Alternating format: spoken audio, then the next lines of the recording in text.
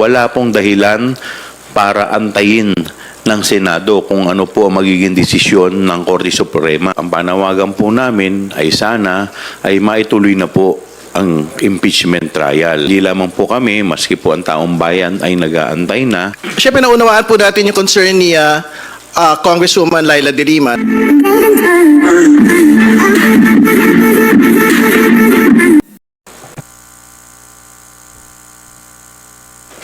Magandang umaga po sa inyong lahat.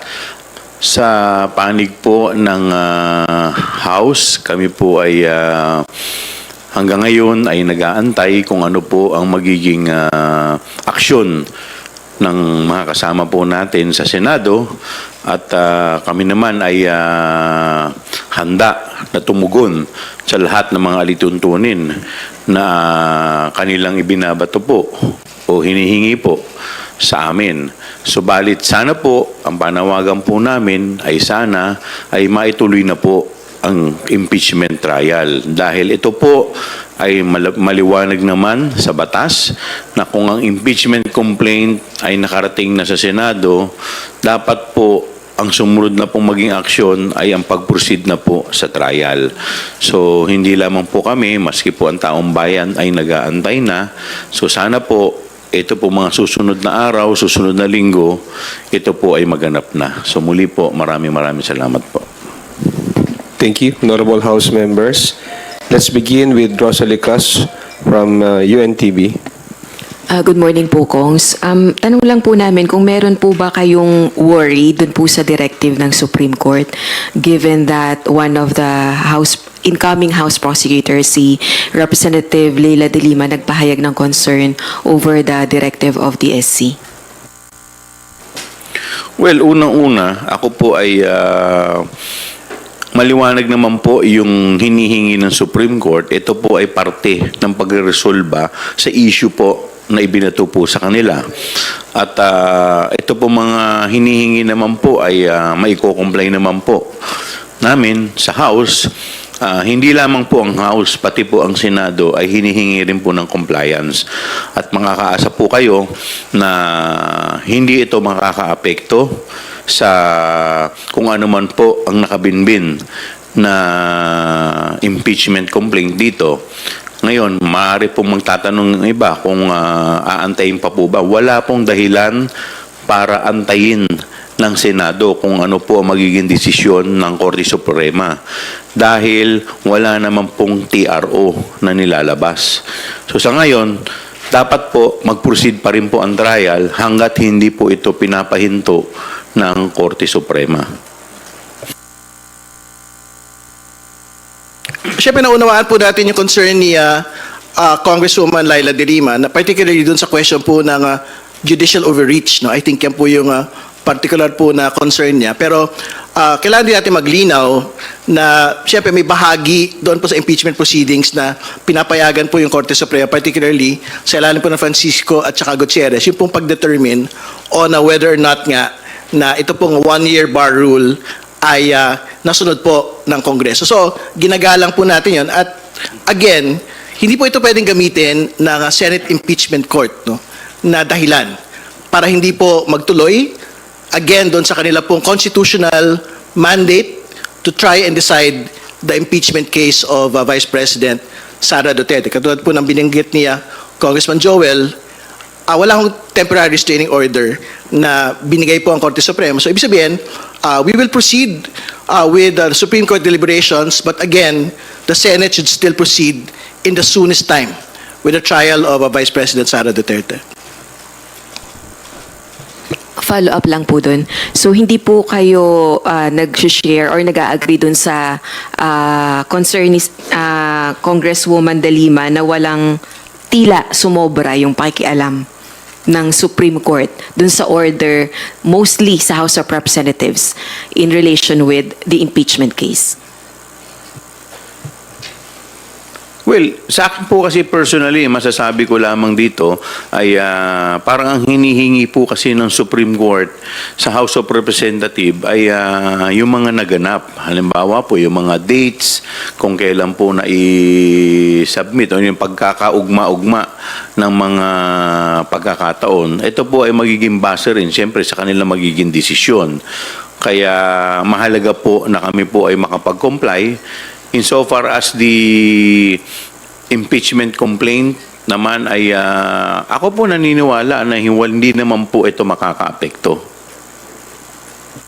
Well, again, the particular question po kasi in the Supreme Court ay, particularly under Francisco, ay nagkaroon ba ng filing? Una, that is the first requirement. And secondly, nagkaroon po ba ng referral to the House Committee on Justice? No? So, relevant po ito doon sa unang tatlo. So basically, the question for the Supreme Court is, and of course, to the House is, may referral bang nangyari o wala? So basically, kung wala, the one-year ban rule does not arise, no? O so, itatabi po talaga yon. Pero, secondly, on the fourth impeachment complaint, nagkaroon ba ng filing na at least one-third ng mga miyembro po ng Kamara sa House Secretary General para magkaroon po ng direct transmittal to the Senate? Nangyari po yun noong Pebrero. 215 congressmen made it so. No? So, basically, yun yung particularly reckoning impeachment complaint for the one-year bar rule to actually arise. Last on my part na lang po. Kung kayo po, Kongs, ang tatanungin, would you want the Supreme Court to act on the petitions filed against the impeachment case of Vice President Sara Duterte even before the trial begins?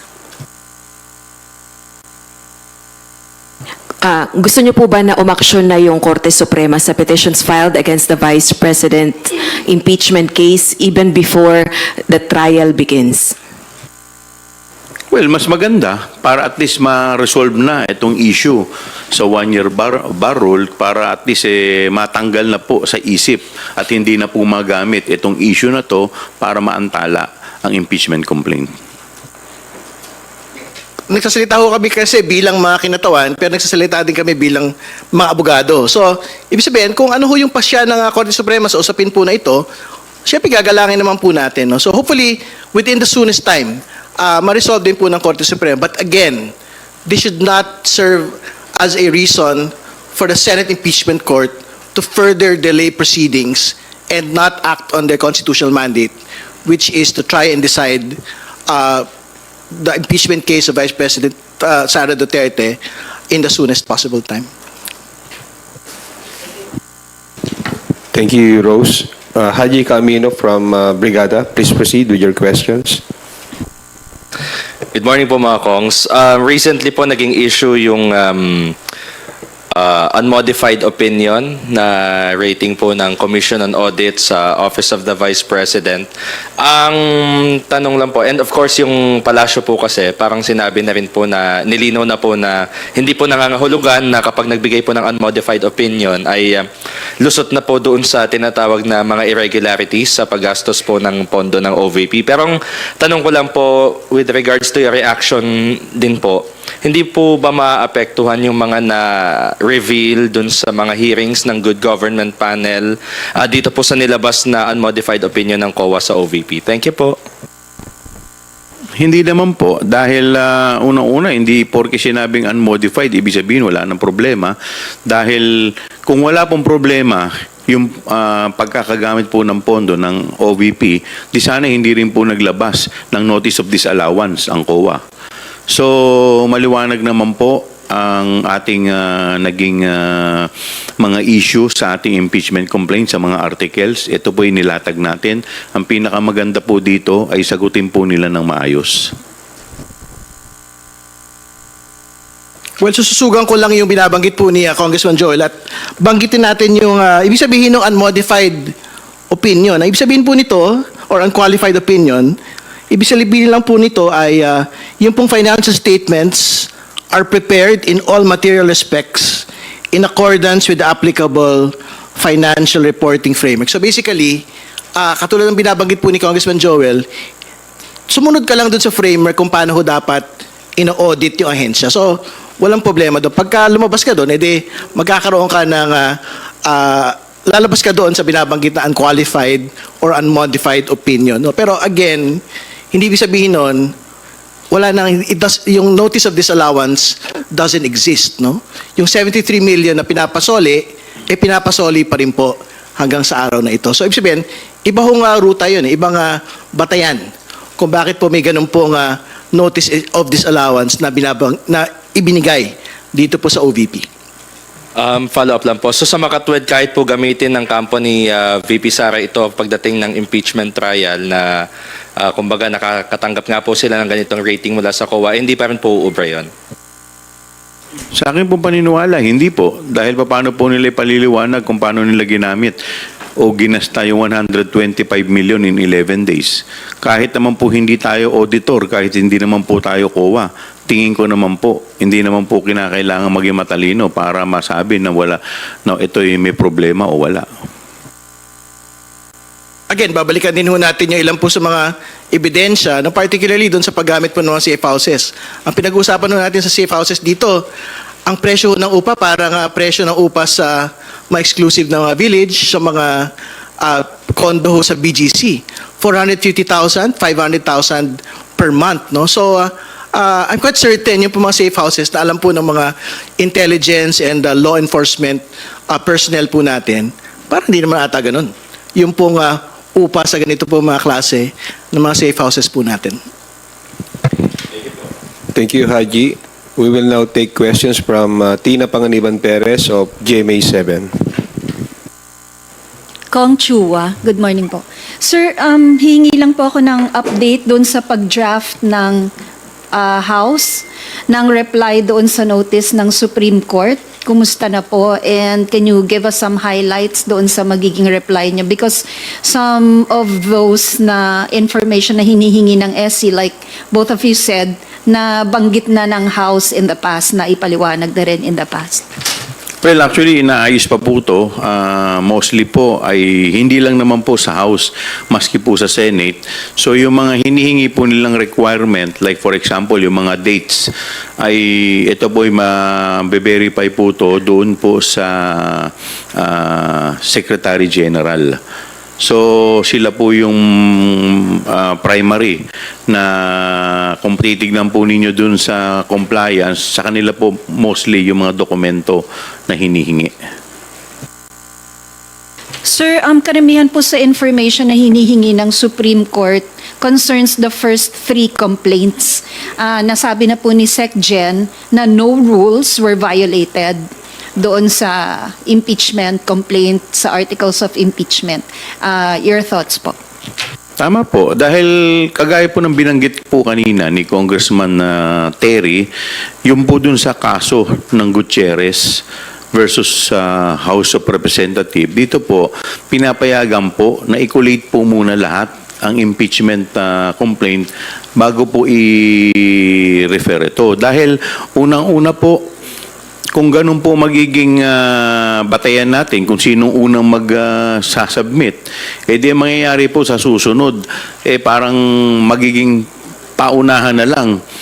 Pwede po itong magamit sa ibang bagay. Kaya dito naman po pinapayagan. Ang pinaka-issue po kasi dito ay yung 10 session days. Kung ito po ay nakapag-comply sa 10 session days. Alam po ninyo, dalawa po kasing klase ang pagpa-file ng impeachment complaint. Yung isa po, yung tinatawag natin na kailangan pa ng referral. Ito po yung sa committee level, yung dadalhin pa po ito sa Committee on Justice. Yung isa naman po ay yung House action. Ang ruta po na tinugon po ng 19 Congress ay yung House action. Ito po via 1/3. In fact, more than 1/3 pa po ang aming naisumite na signature ng miyembro ng House. Ito po hindi lamang first time na nangyari. Ito po nangyari na rin po dun sa impeachment ng dating Pangulong Joseph Erap Estrada. Pangalawa, lagi po nating isa sa isip na meron po tayong tinatawag na presumption of regularity or legality. Ito po ay nasambit po ng dating Senate President Juan Ponce Enrile. Kaya sa tingin ko po, lahat naman po ng sangkap para magkaroon po ng maayos na impeachment referral or impeachment complaint ay nandito po. Sir, ang sabi po ninyo kanina na pwedeng i-collate kasi iniiwasan nga yung paunahan ng pag-file ng impeachment complaint kasi baka magamit sa ibang bagay. Can you please expound on the ibang bagay? Ay, halimbawa po ako, kakampi po ako ng presidente. Every year na lang po magpapail ako kahit na walang kakwenta-kwentang impeachment para at least ma-meet ko yung 1 bar. Pag na-file ko na, at kung nandoon sa rule, dapat paunahan, di tatransmit lang po. The following, magantay na po lahat. So, pwede po kasi itong magamit para sa kakampi ng kung sino man ang ipapa-impeach natin. Sir, not to preempt the SC, are you confident that it will side with the House on this issue? Definitely. Dahil sa akin pong paniniwala, lahat naman po ng sangkap, lahat naman po ng proseso ay dinaanan naman po sa House.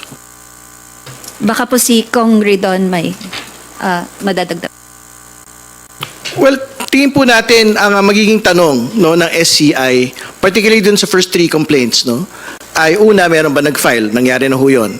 Pero ang susunod, which is the requirement under Gutierrez and under Francisco, nagkaroon ba ng referral to the House Committee on Justice? I think the facts are clear that there was never a referral to the House Committee on Justice to the first, on the second, on the third complaint. So, basically, dapat ho, basura po, ultimately, ito pong kaso po na ito. Kasi, ang talaga ho magkakaroon lang po ng 1-year bar rule, ay ito po tumuloy po na impeachment complaint kung saan nagkaroon po ng direct plenary action.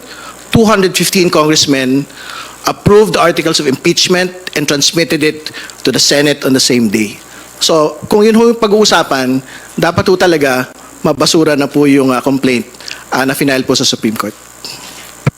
Thank you. Thank you, Tina. Maela Lismoras from PTV4 is now recognized. Hi, good morning po mga Kongs. Despite all these issues, Kong Chua, tanong ko lang sana yung preparations nyo for the impeachment trial. Sa ngayon po ba, tuloy pa rin yung preparations nyo for impeachment trial? Nadadagdagan pa rin ba yung mga ebidensyang hawak nyo or sa tingin nyo naapektuhan na dahil sa mga isyong ito? Well, tuloy-tuloy pa rin po ang paghahanda ng House prosecutors. Siguro ang inaantay na lang po natin, dahil alam naman po natin yung nangyari, meron po kaming 2 na hindi pinalad, na madagdagan kami ng 2 officially. So, and in fact, marami namang ngayon pong batch ng 20th Congress, marami rin. Kahit naman hindi magiging part ng prosecutors, marami po na po pwede rin naman makatulong sa amin ng mga abogado. Kagaya po ni Congressman Terry, isang mahusay din pong abogado. So marami naman po yan. So basta't kami po tuloy-tuloy, yung mga ebidensya po na nilalakap po natin ay nandiyan pa rin po, intact pa rin po. At makakaasa po kayo, basta't ang kinakailangan lang po at ang hinihingi lang po namin ay mabigyan kami ng pagkakataon na mailatag yung ebidensya dito po sa impeachment complaint. Opo. Kayo, Kong Ridon, are you willing to help din the House prosecution team in any way possible? Siyempre, ultimately, bahala po yung liderato po ng Kamara no, kung isasama ho tayo sa impeachment panel.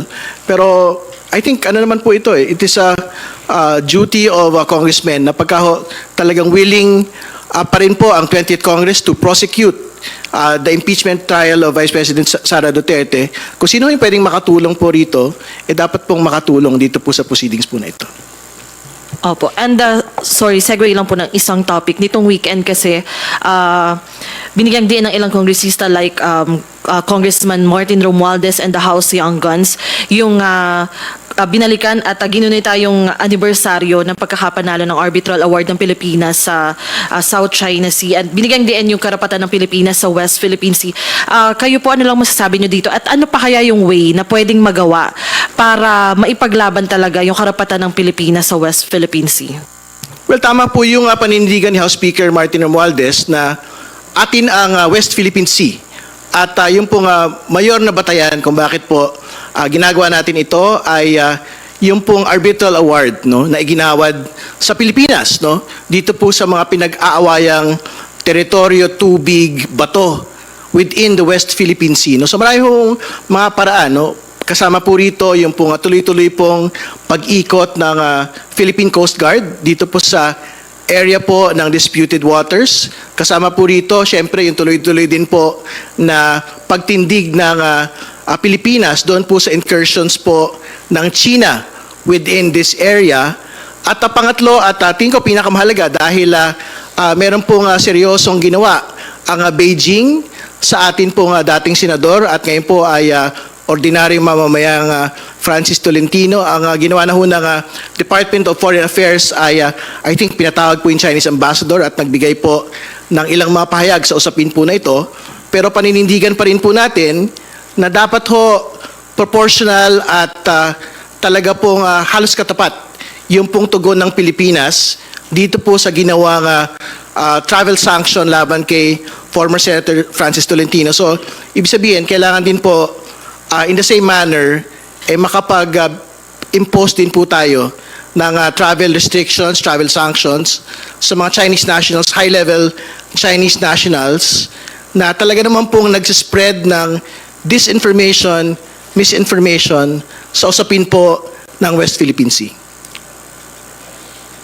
Alam po ninyo, siguro hindi ka Pilipino kung hindi ka sasang-ayon sa panawagan po ng ating House Speaker at ng mga kasama nating kongresista dito po sa Arbitral Award. In fact, ito po ay ang pagpoprotekta po sa ating soberenya ay obligasyon po, hindi lamang namin, kundi obligasyon po ito ng bawat Pilipino. Thank you, Mela. At this point, we will hear from Agatha Gregorio of ABS-CBN 2. Good morning po, Kongs. Given po yung question on the constitutionality of the impeachment proceedings and how they would move forward po, may need po ba to revisit rules on impeachment such as yung one-year bar rule nga po and making the term forthwith more specific, more may timeline po siya?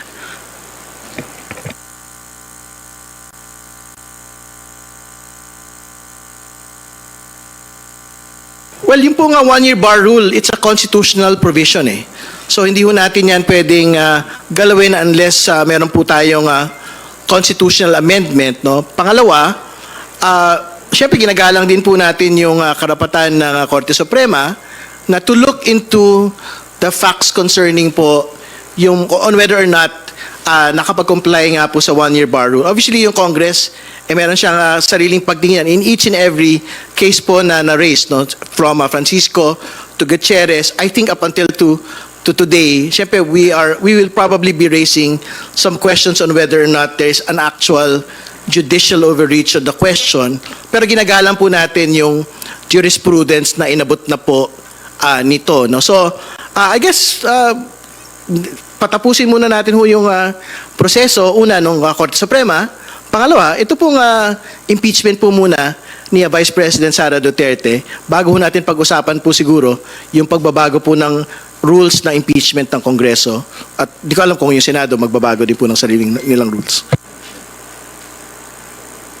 Well, unang-una, hindi po natin po pwedeng baguhin yung proseso ng impeachment sa House Rules kung hindi po ito mag-aakma sa ating saligang batas.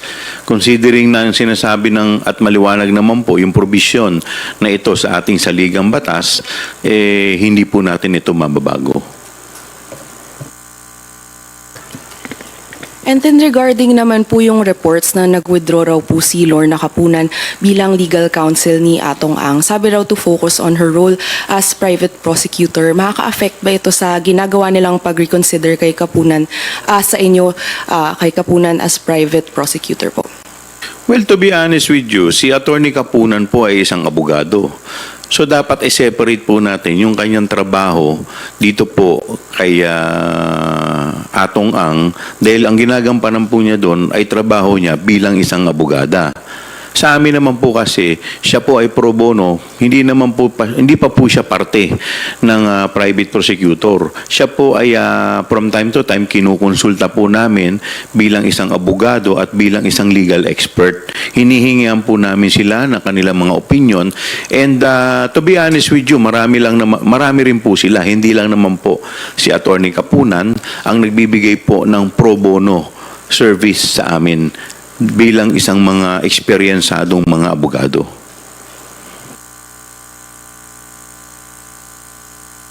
Salamat, Agatha. Earl Tobias from IBC 13. Please proceed. Kongs, good morning po. Sir, napaliwanag na to dati pero lumutang ulit dahil doon nga sa resolusyon ng Korte Suprema. Ang pagkakaposisyon po kasi ni Vice President Sara Duterte doon sa argumento niya sa one-year bar rule ay deliberately daw po na sinircumvent o as if iniwasan ni House Secretary General Velasco yung tatlong naunang na-file na impeachment complaint para magkaroon daw ng oras doon sa pang-apat na impeachment. So it's as if, sir, sinasabi na meron talagang allegedly intention na hindi initiate yung tatlo para hindi ma-violate yung one-year bar rule. Pero sir, does that not warrant proof on your part? And ano lang pong masasabi nyo na ganun yung argumento ni BP Sara? Sige, better ako sumagot dun dahil wala pa naman ako 19th Congress, so I can speak as a disinterested party. Ang pinakamagandang sumagot dito ay siyempre si SecGen, no? SecGen Reggie Velasco, kung ano ho yung naging circumstances po ng unang tatlo na impeachment complaints. Pero I think legally, at ito naman ho yung tatanong, yung standards po talaga ng Francisco Gutierrez malinaw. May nag-file, may nag-file, alam na ho natin yun, no? Pero pangalawa, nagkaroon ba ng referral to the House Committee on Justice? Kung wala, how would the one-year bar actually set in? Hindi ba? So, ibig sabihin, we should let SecGen Reggie explain how it happened, but hindi ho nare-refer. No? Pero, I think yun po yung standard na itatanong po ng Korte Suprema on whether or not the one-year bar rule was actually breached. No? At again, dun sa apat po na impeachment complaints, malinaw po yung sagot po rito nang talaga po nga tumawid to the Senate, yung talaga po nga magkikick in yung pong one-year bar rule ay wala pong iba kundi yung fourth impeachment complaint. Yung one-year bar rule, tingin ko marami ng paliwanag na nailahad dito. Ang tanong ko lang, bakit lagi silang nakatingin sa procedural aspect? Bakit hindi po nila sagutin yung mismong meat o yung core ng impeachment? Tingin ko yun ang nililihis po nila yung issue. Dahil ang issue po talaga dito, saan napunta yung 125 million or yung 612.5 million na hinahanap po na hanggang ngayon ay hindi po maipaliwanag. Thank you, sir. Follow-up na lang din po. As part of the House Prosecution Panel, Kong Joel, napasadahan nyo na po kanina. Pero sa pagko-convene ulit ng Senado para buksan yung kanilang, para simulan na yung paglilitis sana kay BP Sara Duterte, would it be acceptable for the House Prosecution Panel kung maging matter of debate pa rin at kapatid ng motion to dismiss ay ikabit ng mga ilang senator judges na nagpahayag na ng kanilang mga sentiments about that, yung meron ng desisyon, meron ng pending na about the petition dito sa Korte Suprema, kaya dapat i-dismiss na lalo yung BP Sara impeachment trial? Hanggat wala pong temporary restraining order na inilalabas po ang ating Korte Suprema, meron po tayo laging presumption of regularity or legality. Kaya sa amin pong paniniwala, dapat po mag-proceed na po ang trial. Yanes Capanti from GMA Online. Good morning po. Ay, afternoon natin. Balikan ko lang po yung Supreme Court order kasi you cited two Supreme Court decisions, yung Francisco and Gutierrez.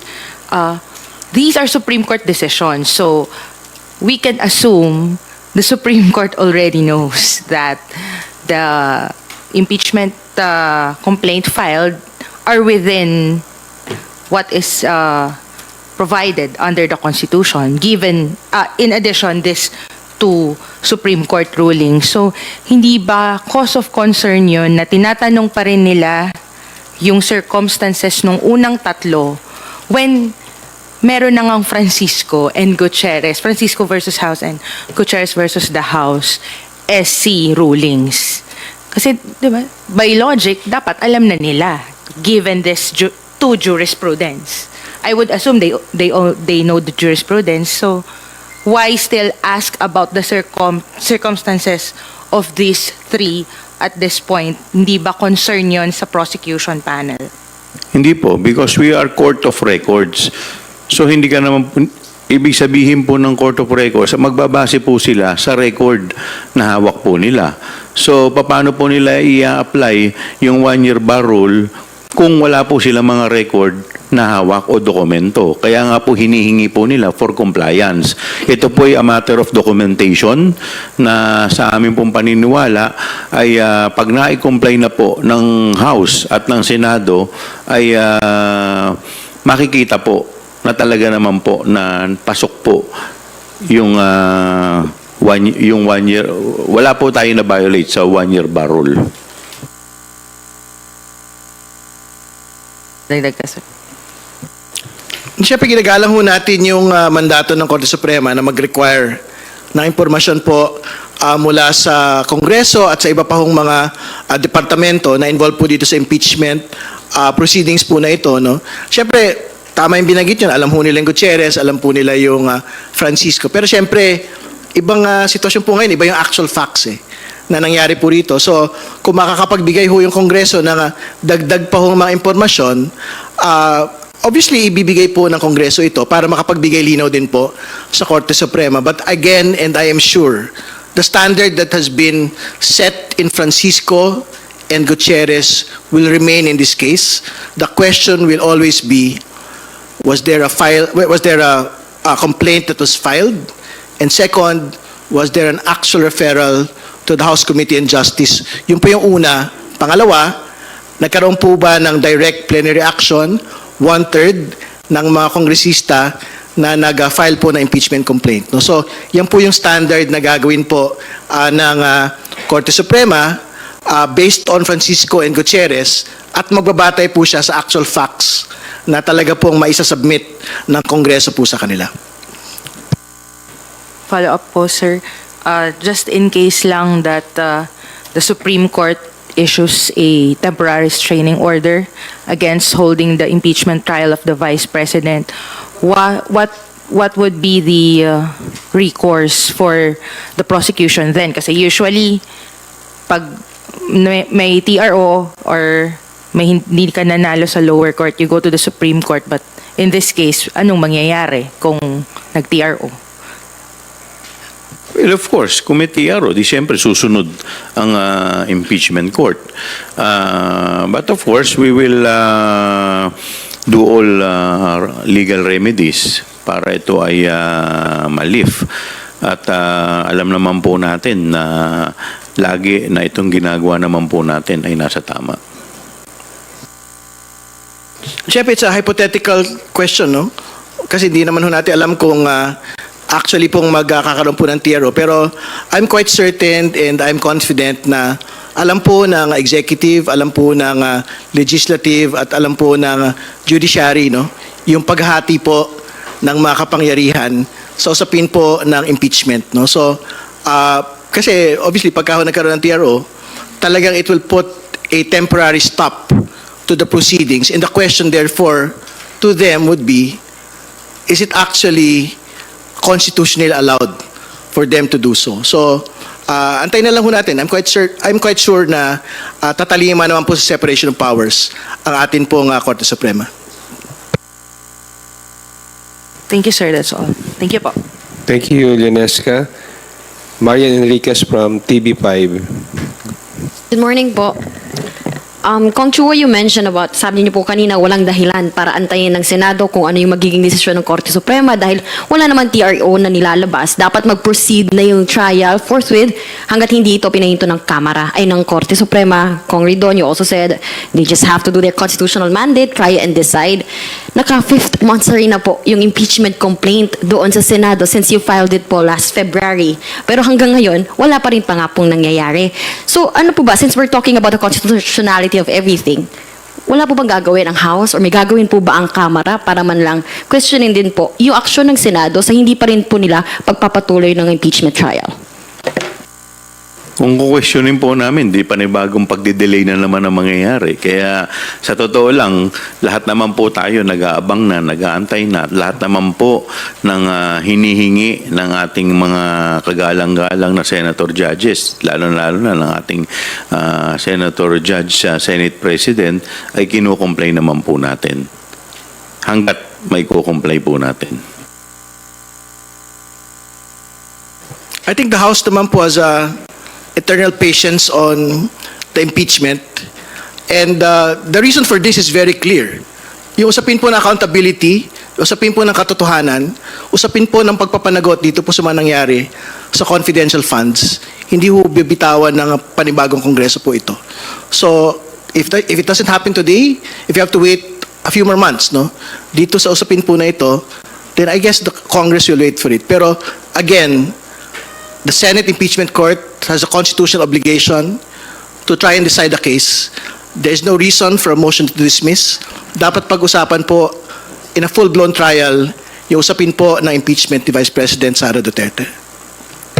Sir, you also mentioned about there should be no motion to dismiss. Si Senator Panfilo Lacson, I think just yesterday, may statement din po siya na nagbabala po siya. Kasi there are plans to move daw po sa Senado, maybe yung alay po ni Duterte, si Senator Ronald De La Rosa, na plano pong i-dismiss nga, mag-raised for the dismissal of the complaint pag nag-resume in session on July 29 and put a vote whether or not the Congress, 20th Congress is bound by the actions of the previous one. Sabi ni Senator Lacson, VP impeachment jurisdiction, a gentle caution to Senator judges of the impeachment court, we should leave the filing of all motions and pleadings. Sir, baka anything you would like to also say about this? Na-mention niyo na rin na dapat hindi naman nag-aabogado ang mga senador dito nga sa trial ng bise. Ano pong masasabi niyo dito? Subaybayan ang susunod na kabanata. Thank you very much, House Prosecutor and Manila 3rd District Representative Joel Archua and Bicol Saro Party List Representative Terry Ridon for joining us today. To everyone, magandang umaga po sa inyong lahat.